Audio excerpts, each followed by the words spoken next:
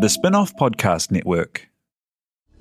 This is Kiwi is back for a brand new season with more inspiring kōrero from special guests including rugby player, father and role model TJ Perenara. My family bring me joy. Rugby brings me joy too, but it's not the same joy as my family brings me. And global dancer and choreographer Kirsten Dodgen. For some reason, people think I'm very intimidating. Listen to the new season of This is Kiwi, brought to you by the Spin-off Podcast Network in collaboration with KiwiBank. Available now wherever you get your podcasts. Sergeant and Mrs. Smith, you're going to love this house. Is that a tub in the kitchen? There's no field manual for finding the right home. But when you do, USAA Homeowners Insurance can help protect it the right way. Restrictions apply. Start your day with The Bulletin, a newsletter from the Spin-off summarising New Zealand's biggest breaking stories and highlighting the best reporting from around the country. Sign up for free today at thespinoff.co.nz/newsletters. The new Technics A800 premium wireless headphones and AZ60 true wireless earbuds feature industry-leading noise cancelling, multi-point Bluetooth connection, superior call quality and long-lasting battery life. Indulge in superior sound like never before with Technics.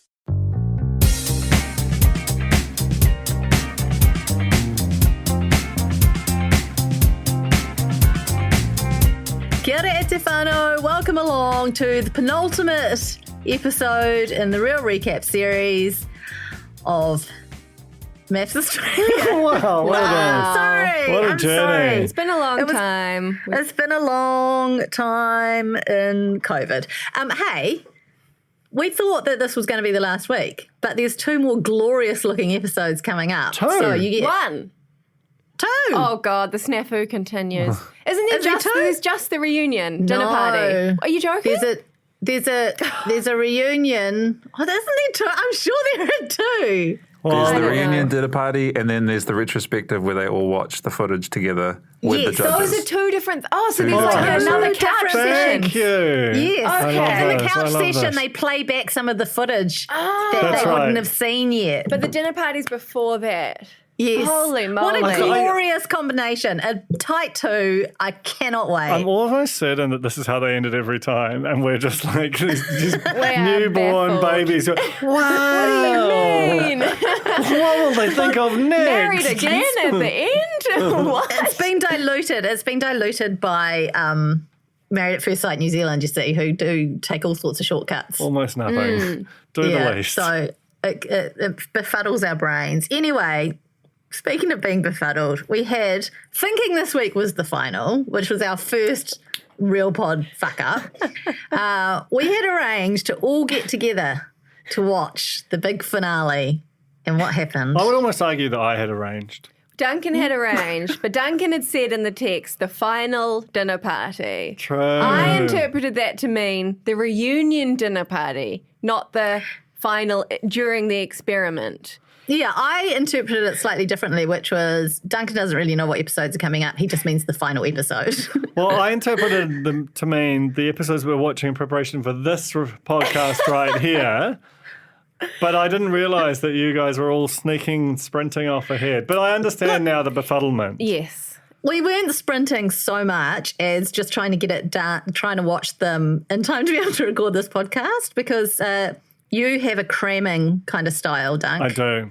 I do Just not. in time manufacturing. And I have Scrabble on a Monday. So the fact, the mere thought of just only starting on a Sunday night to watch the whole weeks is just unfathomable. Anyway. Unfathomable. So this led to, I guess, a bit of a blow up in the experiment between us, a text exchange captured on a Sunday morning. And I was feeling really bad and really guilty about fucking it up. So I have written a poem. Oh, it's Al. You're Selena at the door with a box of chockies and Al all rolled into one. I need to get a shoey ready to toast this poem. Well, exactly. So this is a poem by Al, brackets EX. Last week I did something very silly, and now I sit here before you in my ghillie. Suit of sorrow, because I gave you the shits. Worse than cutting a brown dress to bits. Flash Cillian's evil eye, 'cause I am a sinner. I watched ahead, saw the party of dinner.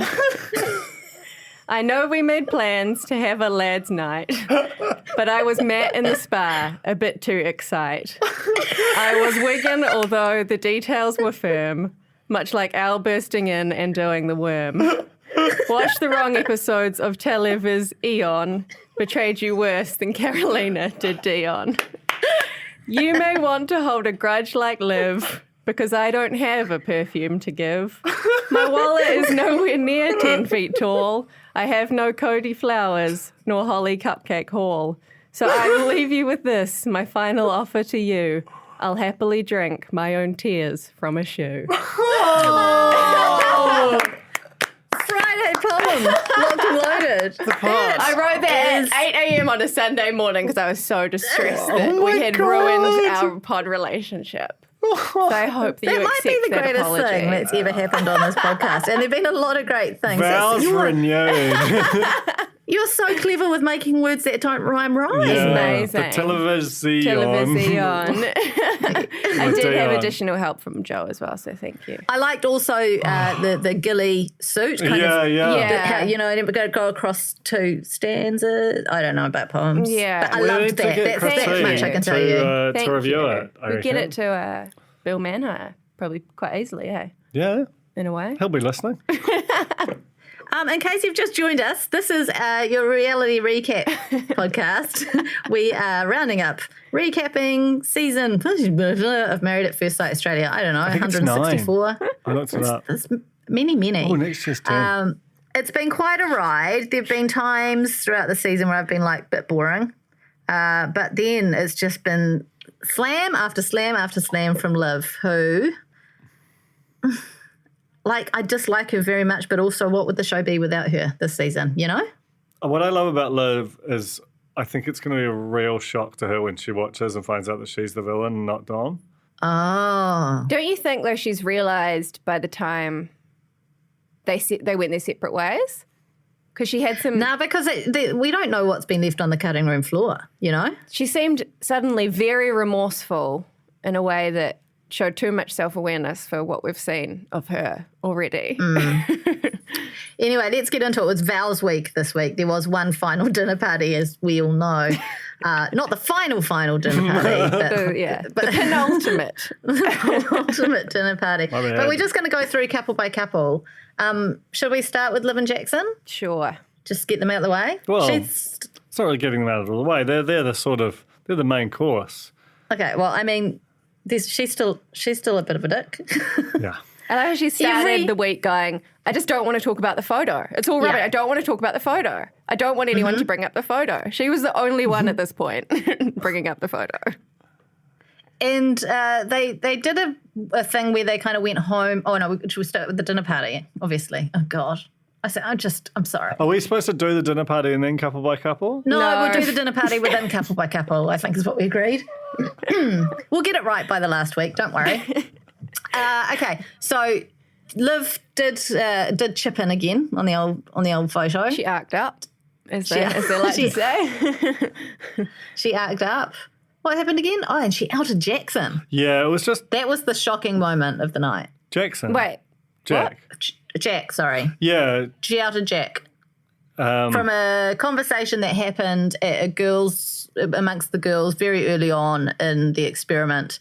Apparently, Dom said that Jack, I don't know whose words these are, but something along the lines of, Jack can't throw properly because he can't in 2 minutes or something. Too fast, I think it was. I don't know if it was 2 minutes, but...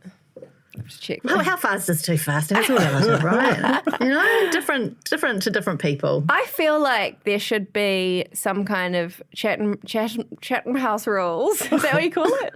On things that were said in the first 2 weeks of the experiment. Do you agree? Strong agree. Because they don't know who they're dealing with yet. They don't know what they're doing. They'll be flailing, trying to connect. And I feel like it's sort of unfair because... I mean, to their credit, Dom and Jack have kind of talked about all this stuff quite publicly, you know. And clearly privately as well. Like the fact that, you know, Cody and Liv and, you know, the whole experiment is just throwing these bombs at them and they're just sort of like shrugging is amazing testament to the strength of their relationship and their comms. But also, but what a shitty thing to do, right? It's like trying to get to Dom through Jack and just completely throwing him under the bus at the same time. It's also the second straight week where she thinks she's found something that will finally destroy Dom, and and not just Dom, but actually just destroy her relationship. Like that's what she's trying to do: her reputation, her relationship. So the first week was the photo, and the second week was this damning revelation surfaced from week 2, and. You're right. It's just such unpleasant, ugly behaviour. Because if just trying to hurt someone is one awful thing, but trying to like destroy their otherwise very high functioning relationship with whatever you can find is like, yeah. I was kind of shocked in a way that Jackson, like he clearly hates it, and yet somehow is forgiving of it. I don't know how it all works. I feel like a couple of weeks ago he made some sort of mental decision to just put up with whatever and get to the end of the experiment and hopefully things will settle down on the outside. Because he even has said, I know she'll struggle to keep her mouth shut during the dinner party and that kind of thing. Like he knows that there's no possibility of that. But no ultimatums are delivered or anything, Yeah. It's just like, strap in for the ride. Let's see how we go at home. I feel like it's getting to the point where his silence is violence and he's damaging his own reputation via his proximity to her and not saying anything. Totally. But then isn't there's some kind of thing like where when she is saying bad stuff or even just, going through her motions of kind of minimizing her actions and maximizing Dom's, he has this expression on his face that has this almost like, I don't know, it's got this weird quality to it that does feel like, I just have to get through this. And it could be because, Jane, as you say, that he's decided I want to see what she's like on the other side. But it also has this air of like, I don't want to deal with breaking up with this person on camera. That's going to be hellish. And I just have to survive. Like an endurance athlete at the end of an ultra marathon. I'm just trying to make it to the finish line. Wobbling over, vomiting on himself. Yeah. And organs, a complete organ failure, emotional organ failure, everything. I've been so tempted to like do some Googling and find out who's still together and who isn't, and I haven't. I have not done that. Well done. Amazing. So, but I'm very curious about those two to see if things worked on the outside, the mysterious outside. Can we talk about their vows? Yeah, I mean, can we actually first of all talk about her apartment? Because how nice. She has this like beautiful, crazy view, Central Coast. Amazing view, very kind of like luxe furniture, but in that kind of country cottage homestead kind of a way. Yeah. Beautiful house. Isn't she a teacher? She's training to be a teacher. Trainee. But what has she done before that? Notoriously high paid, to afford that sort of apartment. Does she live at home with mum? No, because mum, I think I don't think so. Something. It's just a very lovely apartment. But maybe the Central Coast is so far from everywhere that only costs. What is the Central Coast? I know nothing I don't know of what Australia. that is. I assume that it's sort of in the centre of the coast. How is there a coast in the middle of the... Well, no, because it's... I think it means down the side. It's New South Wales, and I assume it's... Oh, okay. Hey, this is good. This is good content. As always. Okay, so on to their vows. Oh, no, also she went and visited a friend who she's mentioned that I made a few snide comments, and her friend immediately was like... And then she kind of glossed over it, and the friend went back and was like, what were these snide comments? Like there was an air of like recognition of what this could mean and what it could be. Yeah. Like, what did you do again? Frightening. Imagine being her friend. God. I feel like it's one of those things that, like Jackson, might be difficult just to get out of. Yeah.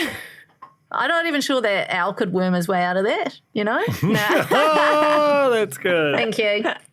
Okay, vows. I really zoned out during these. Same. She said she loved him. And he was sort of like, thank you. Yeah, he's not ready for that. it. Which I was like, at least, he's stepped back a little bit and not just given her the full love story. But I did think, I was like, he's dressed all in black. I wondered if he was going to pull out we're over. But nah, didn't really get much of that, did we? No, well, we did. We got a couple of crackers, which we'll get to. Like these overall have been more eventful vows than I think the average crop of vows. I was thinking a lot about the Georgia and Liam vows last season. my Yeah, God. they were incredibly That dramatic. was, yeah. Also, the Tracy, Jewel, and Dean on a skateboard rapping, like the vows was, she had been obsessed with him the whole time. He'd been a dirty idiot. And then the vows, we all thought she was going to stick around, and she dealt it to him, walked off. And when Alana changed her mind halfway through with that, that guy, I forget. I was thinking about that as well. Yeah, it did make me a little nostalgic for The last Gonzo season. sympathiser. Yeah, I can't remember his name. Jason. Anyway, so we have had some dramatics. And you guys We can certainly remember have, people's names well. It's, Amazing. I literally couldn't, apart from Troy, I don't know anyone's name. Jackson actually said in his vows, I'm not at the I love you stage yet. He's very firmly putting his stake in the ground. Yeah. I feel like that's the kind of thing that would have destroyed her, quietly on the inside. Yeah. But also just another challenge for her to overcome, just another goal, Just another set of clothes for her to cut up. along with babies, but with the cutting up of clothes that sits badly. She wants babies as well. And I'm sure he's Jackson keen as, you can just tell. is terrified. Okay, Brent and Tamara.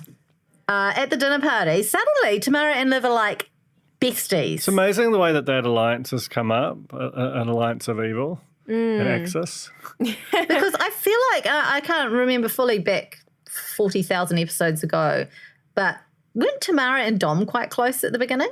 I know Dom's always been close with Ella, but I thought the kind of those girls were kind of, they were often seen in their There was the young cool three-way girls chats. gang kind of thing. Yeah. Was it Photogate that aligned her? I can't. Because I feel like That's when the shit Tamara attached. doubled Yeah. down and was like, I need ammunition, I need You people took a behind me. photo. What did you think was going to happen? Has that and your wait tables own it. They're two absolutely cast iron moral positions. Got a question for you both. For $1 million, what is Brent's job? Well, he waits tables, doesn't he?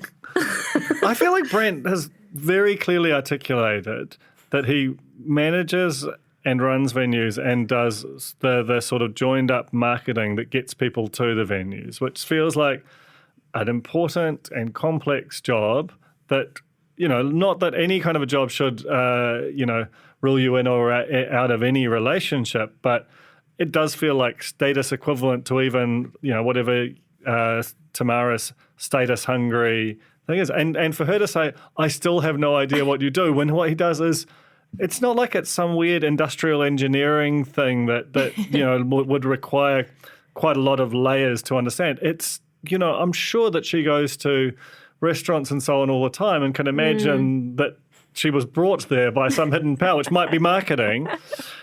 And I guess the thing I'm imagining is for her on the outside, knowing that you wait tables own it is going to be the job of the person who serves her, who hosts her at every venue she goes to forever. No foresight. I would be checking my food, I'm just saying.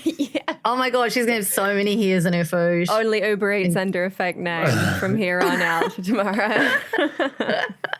I think, I honestly thought his job was, so I thought in Dubai, his job was the guy who brought the party but also controlled everything, right? That's basically what I said, right?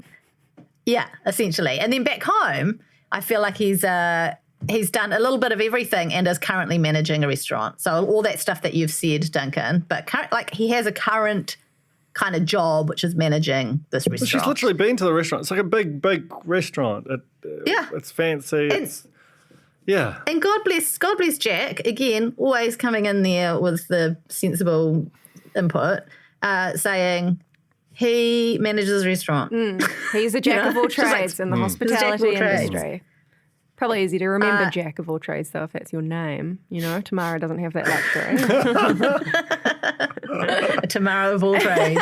And Liv, of course, was backing Tamara up, saying that she wasn't saying anything bad about Brent at the girls' night. And, of course, Dom couldn't help herself but contribute what she actually heard, which was very shocking. And very accurate. And very Ella, who rude. doesn't get involved, was just like, I will bear witness. I was there. I witnessed it. That is what was said.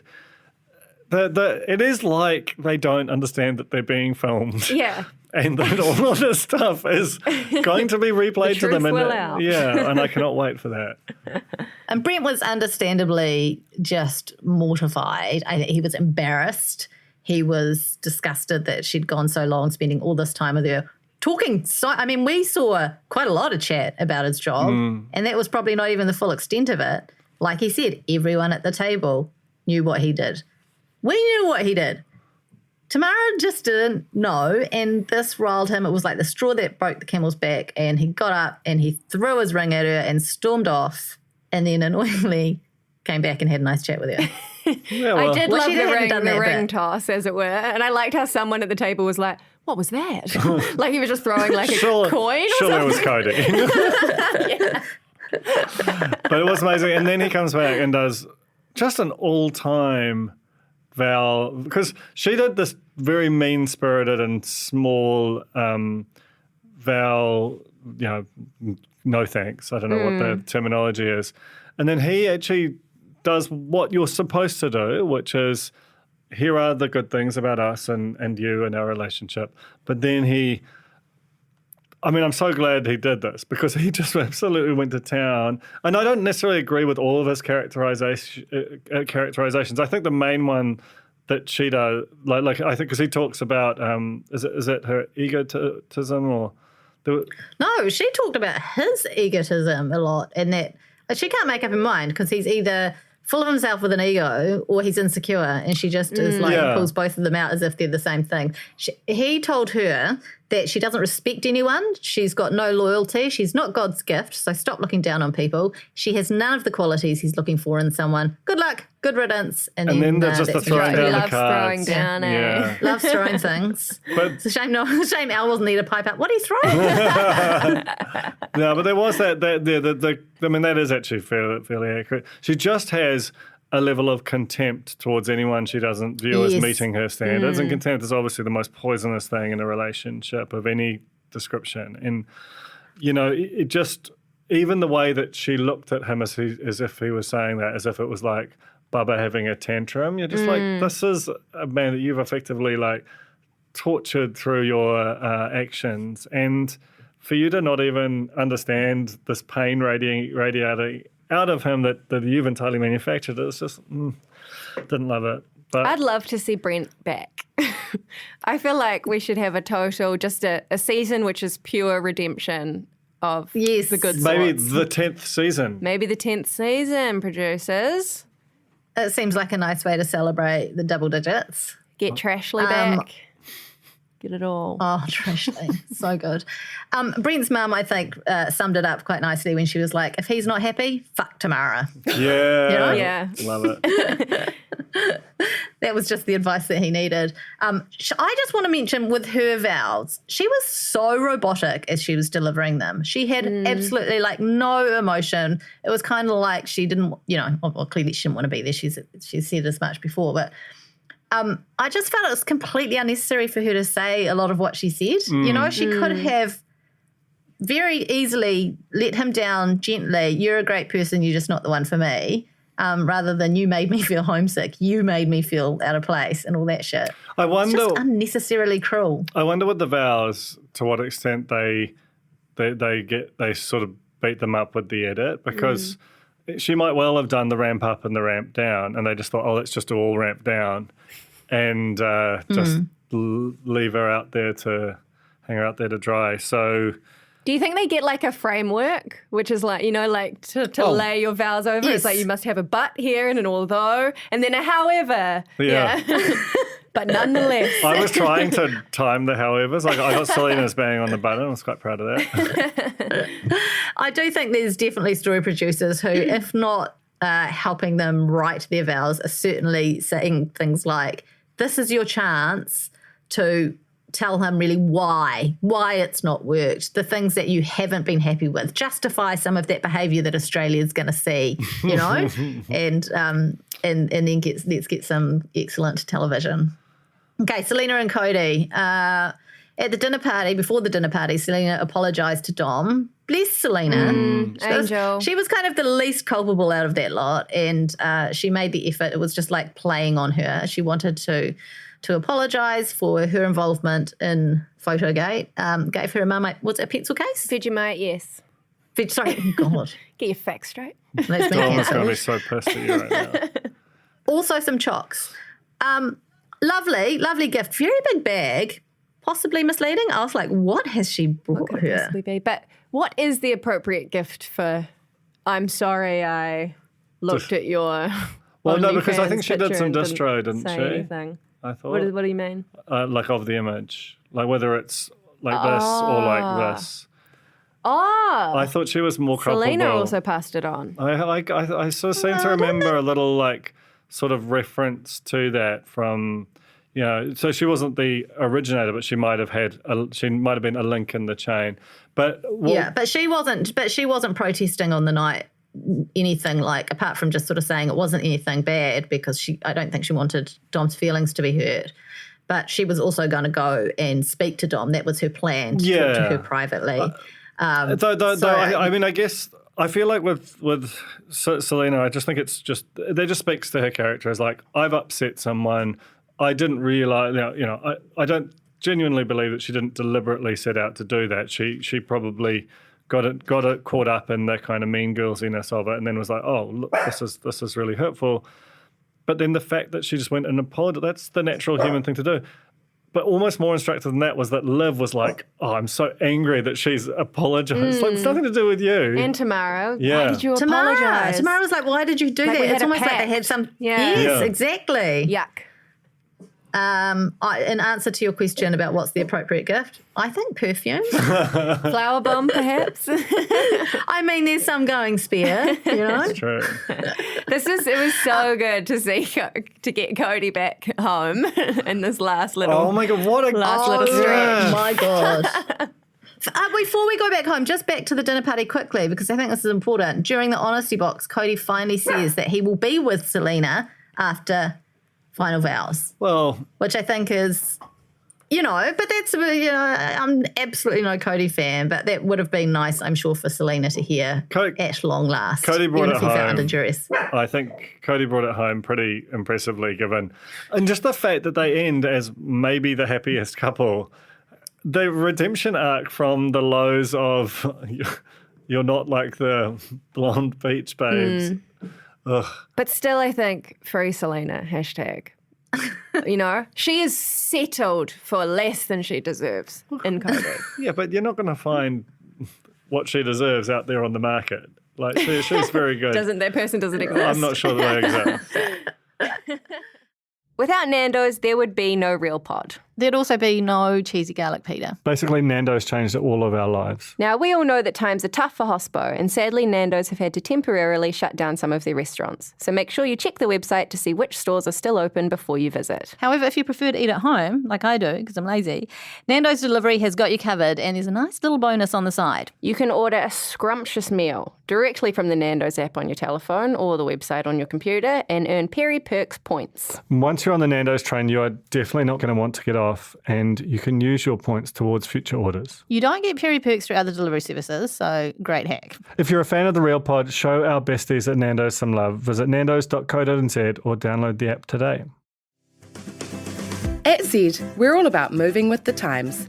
And now it's time to be part of the climate change solution and move on from fossil fuels. As a New Zealand company providing fuel to people all over the country, we also know we have a real opportunity to lead that change. We're committed to keeping Aotearoa moving by providing the right energy for everyone. We believe that innovation in fuel and how it's used can make a huge difference to our planet.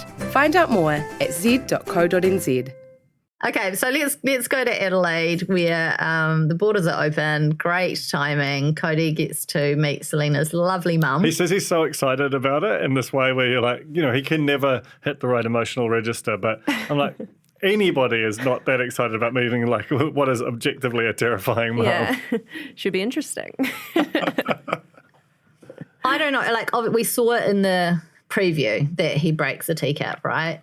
and I don't know like how you guys felt, but watching that unfold when he's walking with the teacup, like knowing what's going to happen and seeing it sitting like slightly on the edge, to me, I don't think it was on a saucer. I think it was on a little side plate.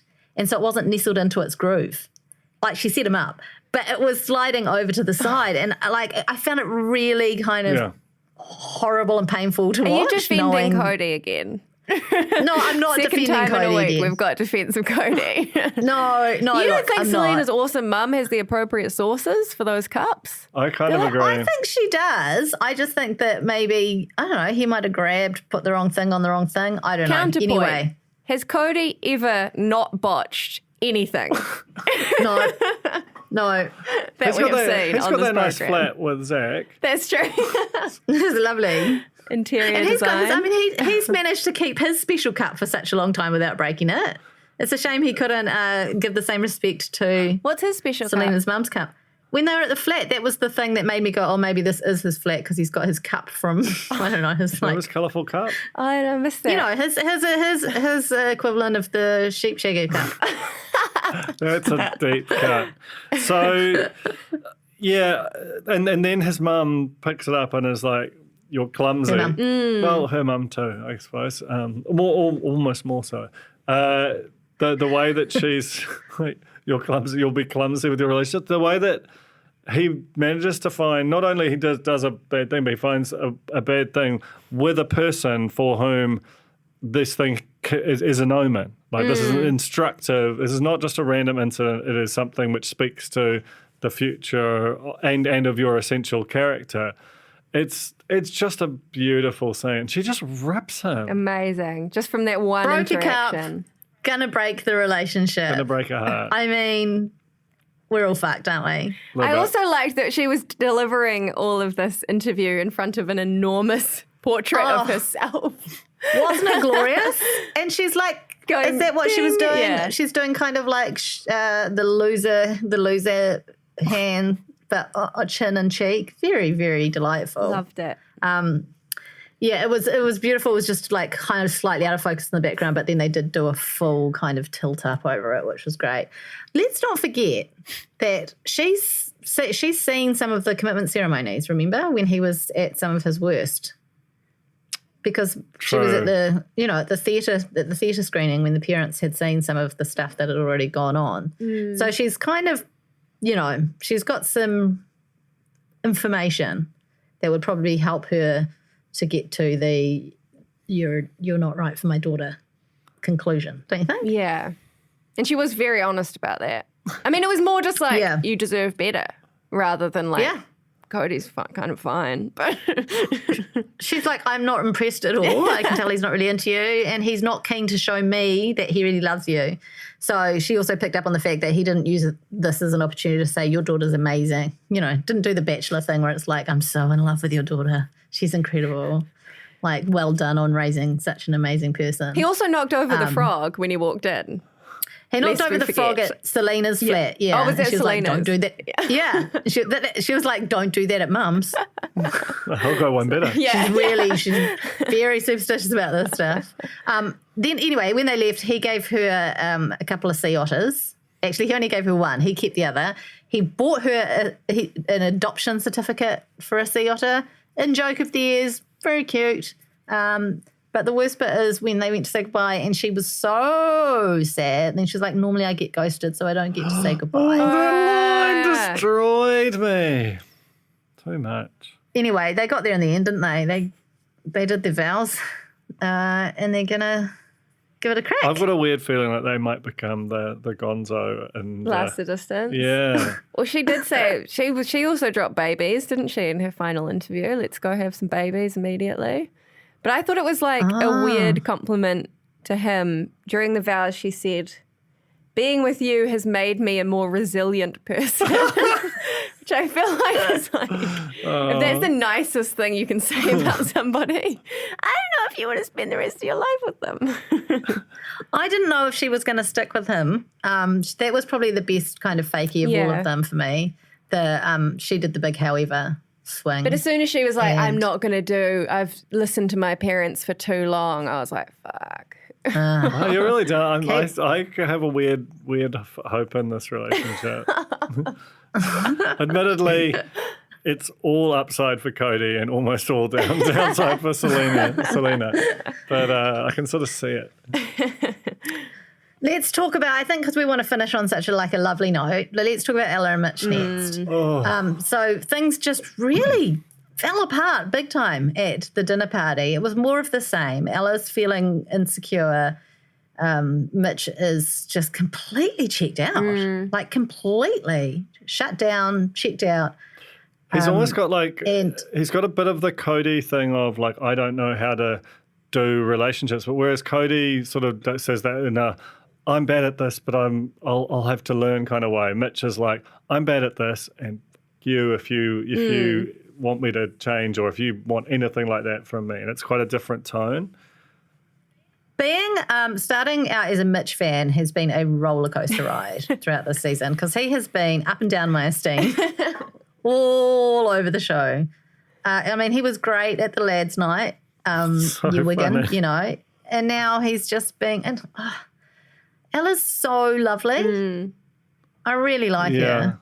So they ended up staying in different rooms after the dinner party, which doesn't bode well when that's your last kind of night before final vows. I don't get why he can't just lie. Even if he feels that way, why can't he just say, I'm going to try? Or, I'm not a words of affirmation guy, but I'll learn. Why is it so hard for these men to be honest to the point of, like, destroying their relationships and themselves?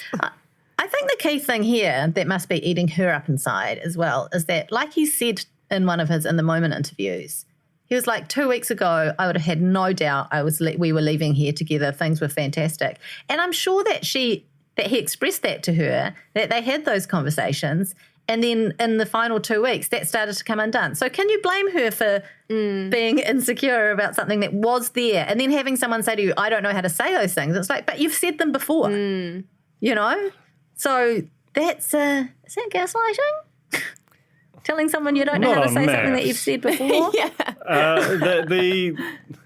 I found like the thing is with Ella, like, yes, she's insecure and needs a particular amount of affirmation, but even when she's asking for it, she's doing it in such a polite way to almost to the point of shrinking herself.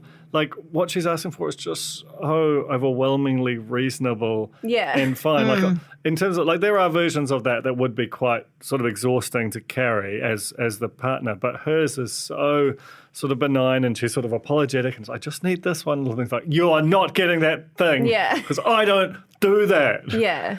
And then he chucks Also, in maybe I'm just not the right man for ya.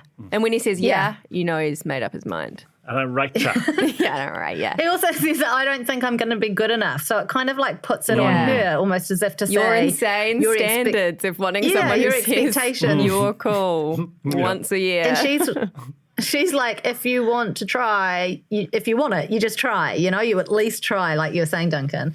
Oh, Alex, one of you two, you both look the same. So true. I don't even think that probably ordinarily she needs lots of validation. I think she's been put in a position where she feels so insecure that she's being made to feel like she needs a lot of validation. It was horrible when they were saying goodbye. And she was like, I don't want to press the lift button. He was just like, boop, and pressed the lift straight away. Yeah. And I was like, this man is out of here. Like, yeah. He was like, at the dinner party, I was like, he has properly checked out. And then like at the vows, like to just not even be able to like give her the decency of like a no. It's just like it's so such a miserable, mean speech he gave. And then when she walks out, and then she just has to sit there. That's the thing, is like to have to go through that on camera and all you can do is just try and not collapse into a heap. And then she had that little fuck my life as she walked away, which was like, fair play. Oh, poor thing. I think he said all these lovely things and then he said he's not ready to make the decision. How can I commit when we don't have a substantial relationship at the moment? I feel like they did, and he slowly unpicked it for the last 2 weeks so that he was able to do this at the vow ceremony. And also just the fact that he said, basically be patient. Whatever. It's like, how does she do that? Like, she can't. There's no schedule for him to reach out to her, so she just has to sit there, not knowing whether he's off on Tinder having a nice time or whatever, just until such time as he reaches out. So the whole power is like, I will have all of that, thanks, and you just wait it out, and I may or may not come knocking again. I did think it was interesting in her vows when she said, "You are intellectual across all areas." Did you notice that? I want to know more about that. Maybe they did a pub quiz or something. Yeah. All areas. All of the areas. I also think part of what he did was a bit of a fuck you to the experiment. Yeah. Like, I'm not saying yes, I'm not saying no. And she was kind of just a pawn in that silly game of his. Can we talk about what you heard on the news? Okay. So it turns out that he was scouted, that Mitch was scouted to be on the show. That explains so much about his complete mystification at just the most basic tenets of the show and his resentment at having agreed to be part of it. Okay. And his feeling of having some kind of power almost over the production, like, you guys got me here, you wanted me, now I'm going to... That's the perils of scouting, right? Like, it is the perils of scouting. We're always saying that. I can't believe that they needed to scout. Like, they're not... I just feel like this is such a massive platform for your socials, you know? Sign up for Married at First Sight. Have no idea what the show is. Be shocked. Shocked. No, but I mean, you get married to I'm someone surprised at first sight. I'm surprised that they needed to scout him in the first place. Like, they didn't have a pool of applicants that would be, you know. Well, maybe it was that they had Ella and they were like, it's impossible to match her with anybody. We need to go above and beyond and get this weird guy. Andrew won't do. Yeah. Now let's talk about the dream relationship, Jack and Dom. Such goals, precisely because it's not perfect and it's hard and they make it work. Yes, exactly right. And a lot of honesty, a lot of communication between them. It's not like that kind of weird bubble thing that Liv and Jackson had going on before it popped. It's been up and down. They've hurt each other. They've reconciled. And I think we said that, like, right from the very beginning. Do you remember at their honeymoon where they talked about, when they had a very, very small tiff about how she was worried that she was going to get hurt again. And I remember saying on this here very podcast that it's not so much about the conflict, it's how you resolve it. And they did a really good job of that then, and they've continued to do throughout. In the honesty box at the dinner party, Jack asked Dom if she sees longevity in this relationship. There was a long pause, very long to be pause. fair. I'm sure it was exaggerated slightly, but then Tamara calling the defocused in the background going, hurry up. That's a long pause. And then Ella's like, she's thinking. You know, like, that's the problem. The commentary. Not she's fallen asleep, someone wake her. So he was a little thrown by that, but of course, given her history, having gotten married when, prematurely, she wasn't 100% into it, and ending up with a divorce, she's kind of got some other stuff to kind of like process with a question like that than perhaps some of the other couples do. Anyway, it's all fine. All's fine. It did give Jack a little bit of stress, though. Like, I did start to think, hold on, because she sort of said, I've always had some doubts. And I was like, are they seeding, is this going to go bad? I think when she said, I've always had some doubts, I think though she was referring to, like, I don't know if she's expressed it clearly, and I'm just speaking on her behalf, but given the context, I think with all relationships going forward, she's having doubts, and it's hard for her to be able to say categorically. But then, final vows, the shoes come off. Beautiful. Oh, just delightful. Pouring rain, like The Notebook. If only Matt could have seen it. I reckon he'd have said, that's just like The Notebook. It would have been so good if he just popped his little head out of that little barn behind them. It was very romantic when she kicked her shoes off. It was like trawling through the mud, like the mud just splashing up on her wedding dress. I loved it. Loved it. Yeah. And of course, they just said wonderful things about each other. And of course, they're going to carry on outside the experiment. And I really hope that they're still together. The end. For the dogs as well. Can't For the understate the fact dogs. that they both have dogs. I love Finn. Jack's a Finn. Oh. King. Tiny king. How do you Pointy king. get a Finn? Like, what is I'm Finn? interested to know what his genetic makeup is, where he came from. He's a good little face. He's a good boy. Rotund little body. He's a good boy, all right. Best man. Yeah. Happy to wear a Happy tux, to wear a you know? That is, you don't find that a lot in dogs these days. The formal dog. That's it, eh? Yeah. For now.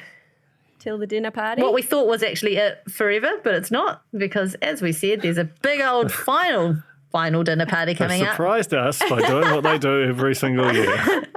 And then everyone's getting back together with the experts. Do you reckon, to have what a I want to know over some footage. is whether Andrew will be back. Because he was conspicuously not there for the lads' time. And also slightly had the vibe of maybe he was scouted. Oh, yeah. Just by virtue of, like, he didn't seem to know almost anything about human interaction and was just singularly inappropriate. But I forgot about him. well, I just can't stop thinking about him. Basically, like God, it feels like it was 3 years ago. Really, really gave me like deep chills, and Yeah. some of what he basically, I almost think that the replaying clips to them, that should be 4 hours long, and they should be prepared to do 45 minutes on the inconsistencies between what Brent has said directly to Tamara and what then she has like deliberately said about him subsequently. Like there are so many just like and I want to see Liv forced to sit through, you know, I meant no ill will, and I did this very deliberately to ruin her life. Like I need to see that, like a courtroom drama, and I don't think they should just bust it out over a flimsy little 90 minutes. I'm really scared because I always am so hopeful people get taken to task, and quite often it's just a rap on the knuckles, or they'll just like, well, we'll wrap it up there, and it's like, no, she needs to go to jail. Yeah, they need like a Crown prosecutor just to come in Yeah. as host, like Davy Salmon. Yeah, independent. Yeah, rather than like a sort of an Art Green type who's sort of just relating to them, you know. I think it is John. Do the experts sort of host it, or? I think so. I think so. Yeah, it wouldn't be a horrible idea to do it in front of a studio audience with a mic out in the audience too, to ask some questions. I think reckon. so. Have you watched the Below Deck Mediterranean after the final voyage kind of thing? I never watched them. I don't like seeing them on land. That's fair. But they've got this random Bravo host who's like such a corn dog, and he doesn't seem to have watched them all that closely. He's definitely been given the cards. And there'll just be these real obvious kind of follow-up questions, and he'll just be like, oh, off we go to the next one. And you're just like, come on, man. Yeah. And I'm worried that we'll get something like that. He's not in deep, is he? Okay, well, speaking of Below Deck, our next recap series is going to be Below Deck Down Under, which we're very excited about. Ahoy there. Ahoy, ahoy. But we've got one more week of MAFS left, and we will be back next week, and we're looking forward to it. Thank you very much for listening. Thank you, T.I. here, for recording and for watching this season, despite your protestations at the beginning that there's no way you were going to be able to make it through. Here we all are, the final vows. I would do it all over again. That's technically a vow renewal. Yeah. So, See you next season. All right, see you next week. Bye.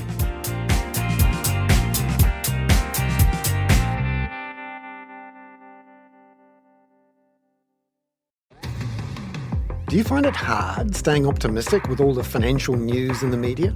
I'm Bernard Hickey, and on my podcast, When the Facts Change, I'm here to help you navigate the ever-changing landscape of economics in Aotearoa. So join the conversation every Friday on When the Facts Change, brought to you by the Spin-Off Podcast Network in partnership with KiwiBet.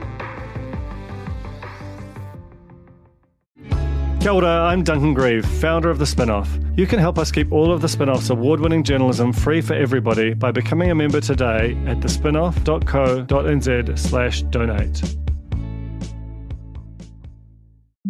The Spin-Off Podcast Network.